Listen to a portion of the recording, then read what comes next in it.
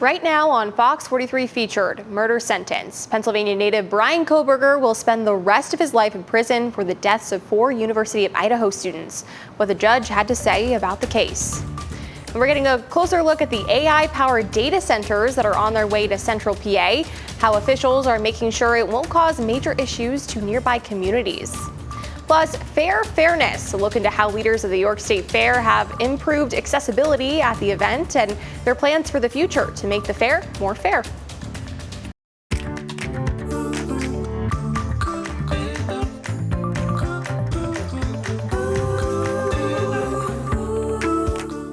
Thanks for joining us for Fox 43 Featured. I'm Sedona Meadows. For the next half hour, we're going to be going through some of the top stories of the week. First, Pennsylvania native Brian Kohberger has been sentenced to life in prison for the 2022 stabbing murders of 4 University of Idaho students. Fox 43's Matt Kleinens shares the message from some of the victims' families as they tried to move forward. After 2.5 years, justice was finally served for 4 University of Idaho students. He didn't just take their lives. He took the light they carried it into every room. An Idaho judge sentenced Brian Kohberger to life in prison for the stabbing deaths of Ethan Chapin, Kaylee Gonsalves, Madison Mogan, and Zaina Kernodle. During the hearing, the families of the students were finally given a chance to address the Monroe County native. She sometimes asks, how am I supposed to go on when I've lost my favorite person in the world? I felt the same. And we continue to struggle. You tried to break our community apart. You tried to plant fear. You tried to divide us. You failed. Kohberger was originally scheduled to stand trial for the murders in August. However, he pled guilty to avoid the death penalty. Kaylee Gonsalves' family says they were disappointed over the plea deal. While I'm disappointed the firing squad won't get to take their shots at you, I'm confident that the men in prison will. In a Truth Social post, President Trump urged the judge to make Kohberger explain why he killed the 4 Idaho students. However, Kohberger stated, I respectfully decline. As Kohberger spends the rest of his life in prison, families and friends of the 4 students say they will continue to keep their memories alive. We can make this world a better place. We can move on from tragedy. Prior to sentencing, the judge stated that Kohberger was a faceless coward for what he did and commemorated the families for speaking during the hearing. Matt Kleinens, Fox 43 News.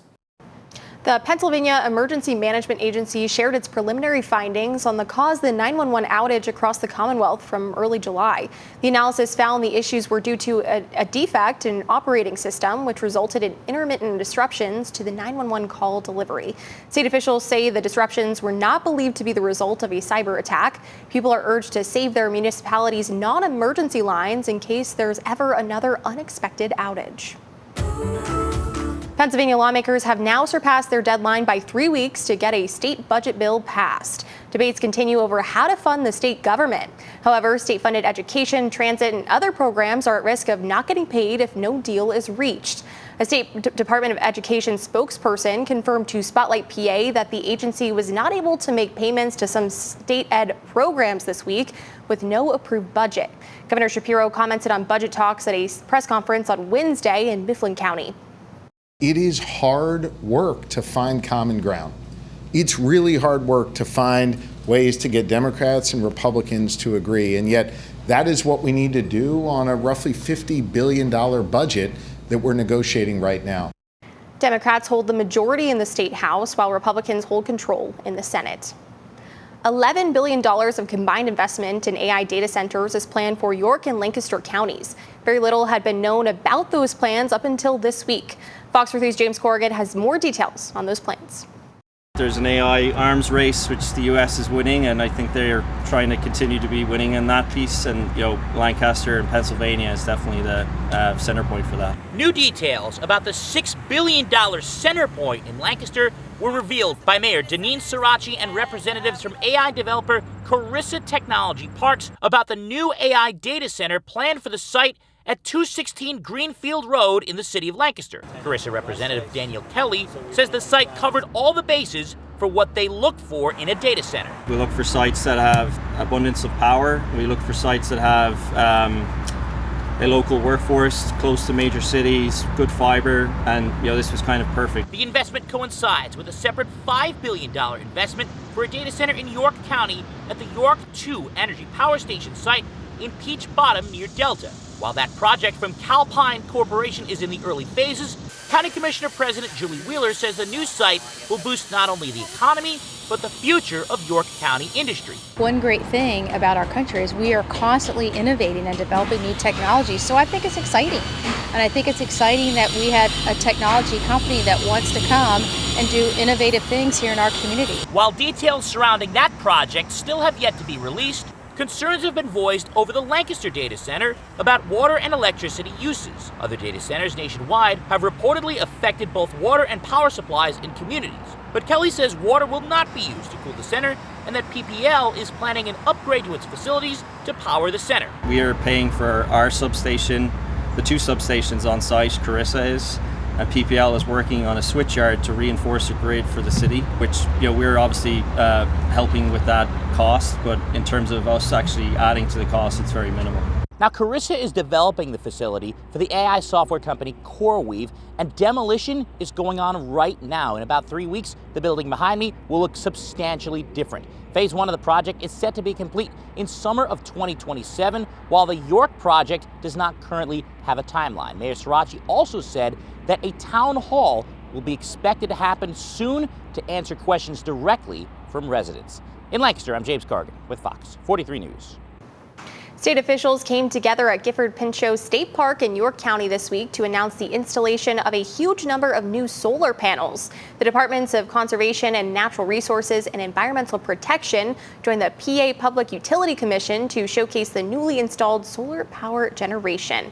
The installed panels are already working to provide energy, currently providing places like the park itself and homes around York and Cumberland counties. This is a big deal for Pennsylvania.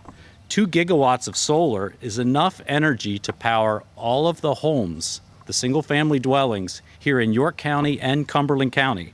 That's 350,000 homes, with a little bit left over. The departments say they plan to have 38 solar arrays in state parks and forests by the end of the year. Their next goal is to reach 3 gigawatts of solar power. Rock and roll legend Ozzy Osbourne has died at the age of 76. The singer's family says he died on Tuesday, just weeks after his final show. Osbourne was the lead singer for Black Sabbath, who many considered as pioneers of heavy metal music with songs like Iron Man and Paranoid. He also had a long career as a solo artist, including his hit Crazy Train. He was inducted into the Rock and Roll Hall of Fame twice, including just last year for his solo career.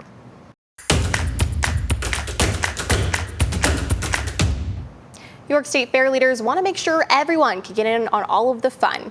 Fox 43's Melina Brown talked to people at the fairgrounds about accessibility and what more can be done.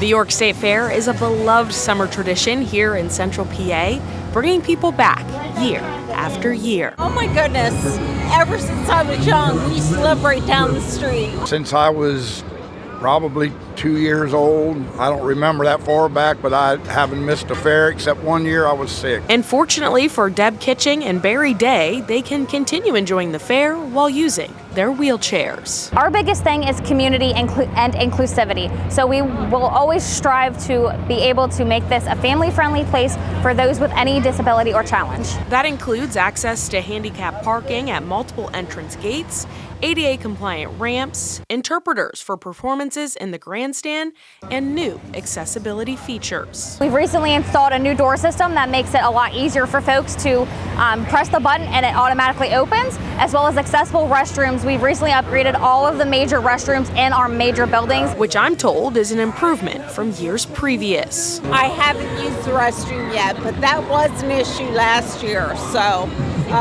yeah, it wasn't a very good thing last year. And while the fair has made improvements, fairgoers share there is room to grow, including with parking. There's quite a few people, older people out here that could use those parking spaces. It's a pretty good hike back in. And fair officials say the work isn't over. Our goal over the next 5 years, we have a mission called the York State Fair 2030, and it is to upgrade our facilities so that it is inclusive and accessible for everybody, with whether it regards to their disability or not. You can find more information about parking and handicap accessibility at the fair on our website, FOX43.com. Melena Brown, Fox 43 News.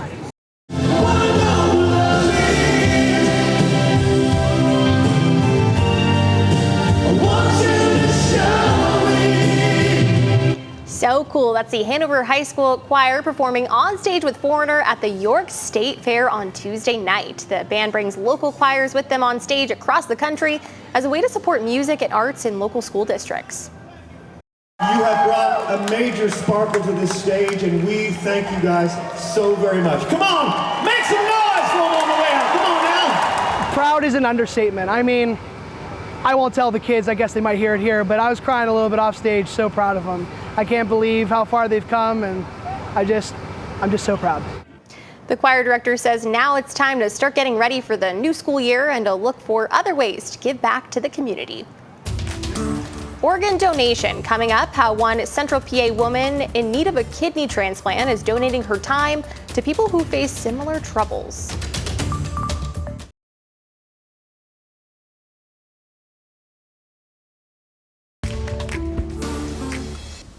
Dauphin County officials revealed details about plans for a new site in Harrisburg where residents of a homeless encampment near the PennDOT building can move to.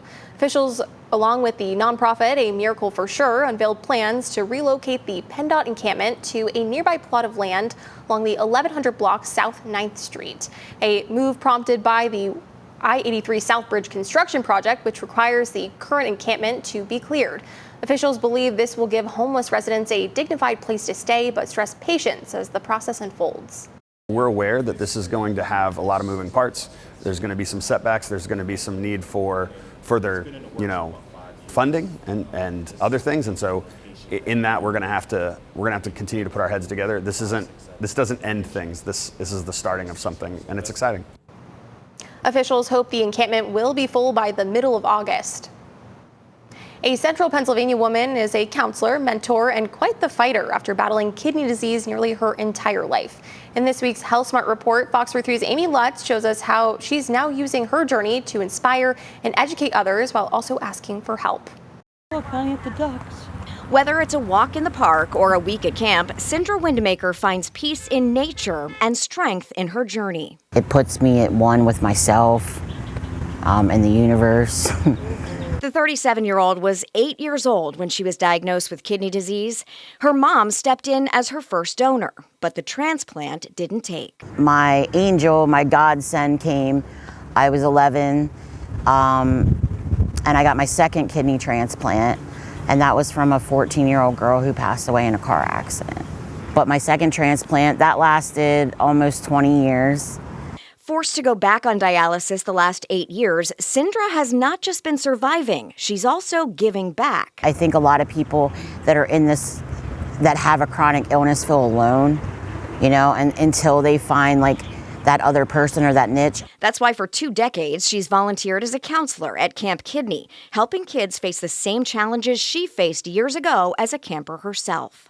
The last couple years that I went, I took my dialysis machine with me. So I was like the first person to do home hemo there at camp.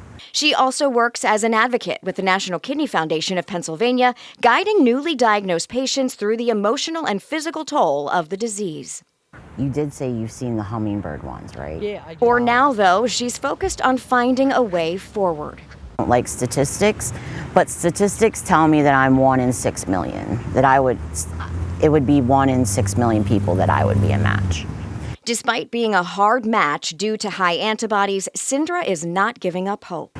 It's a hard road. It's a rough road. But as I always say, I wouldn't be the person I am today if I haven't dealt with the amount of things that I have dealt with in my life. From campfires to hospital visits, Sindra's message remains the same all of these years. Organ donation saves lives, and her story is living proof.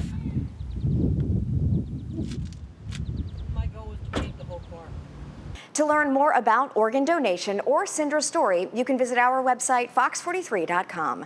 With your Health Smart report, Amy Lutz, Fox 43 News. Hospital to hotel. A former York County hospital building is set to be turned into a hotel. Why community members are against the plan.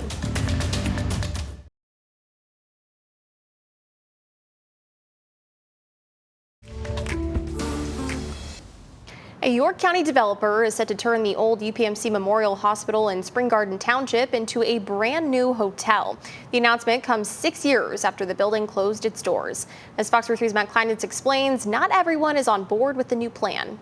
Plans are underway to give York County's old UPMC Memorial Hospital a second life. I believe it's going to be a very nice addition to this neighborhood. This week, Spring Garden Township zoning officials approved a new plan to turn part of the old hospital into a brand new hotel. The building closed in 2019 after UPMC moved the Memorial Hospital to West Manchester Township. Israel Weiss with BHI Properties says the 50-room hotel will be an addition to the apartment complex already being built on the property. We hope to develop it to a very nice property with a nice walking trail in the past, which we granted for the township. Nobody in this neighborhood wants to see a hotel going down there. It's just not feasible. Gordon Sprankle, who lives across from the old hospital, says the plan has drawn a lot of criticism from neighbors. He argues that the township doesn't have the amenities to attract hotel guests. You got the Yorktown Hotel right in the city where everything's available. Right out here, there's nothing available. Other neighbors expressed concern over Weiss's company not maintaining the property since he started building the apartments. The facade is not in good condition, which is what we have to see every day. Again, my concern is broken glass down there. I would ask him to come over with me, show me where I failed in development so far, because all the concerns I heard is not valid concerns in my opinion. As the renovation plans move forward, people are asking developers to do more to take care of the property. It's a lovely piece of land, and it should be maintained. Matt Kleinden's Fox 43 News.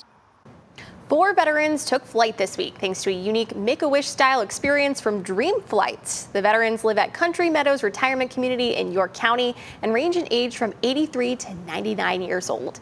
The experience is offered by Dream Flights, a nonprofit dedicated to honoring America's senior veterans. Since 2011, the group has honored more than 7,000 veterans with its World War II-era Stearman biplane. It took nearly 3 years to get vets like World War II veteran John Wolfe in the air. Staff with Country Meadows say it was worth the wait to give its residents a once-in-a-lifetime experience. Being that this is a World War II biplane, our Korean War veterans and our Vietnam veterans are super excited and stoked because they are actually going to get to fly on a World War II craft with a World War II veteran here to share that experience. So they're all so happy. The tail of the aircraft has signatures of every World War II veteran that has gone for a ride. Ice cream history. Learn about one creamery in Central PA's important role in the history of the sweet treat.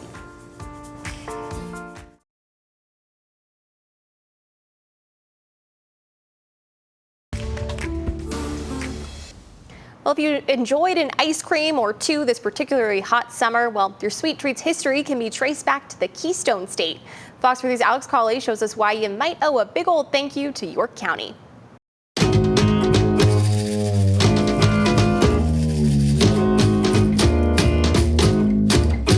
While the history of ice cream can be traced back thousands of years, Seven Valleys in York County is often mentioned as an important part of the sweet treats past in the 1850s. To get the full, scoop, we paid a visit to Dr. Adam Bentz at the York County History Center. Ice cream was something that you produced, you made it in your kitchen, you ate it on the spot, and that was the end of it. It wasn't something that had this kind of long shelf life. C. Jacob Fussell of Baltimore serviced milk routes from South Central PA to the Charm City, and he realized that oftentimes there was extra cream left.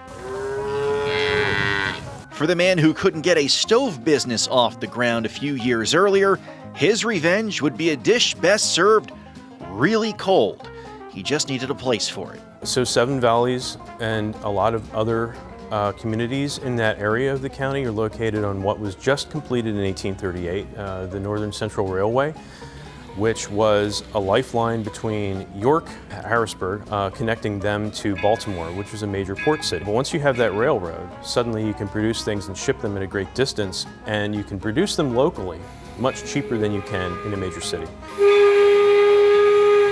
In 1851, Fussel's plant in Seven Valleys is claimed by many to be the first time in our country's history that ice cream was mass-produced for commercial distribution. Manufactured ice, which was done very successfully in York in the late 1800s.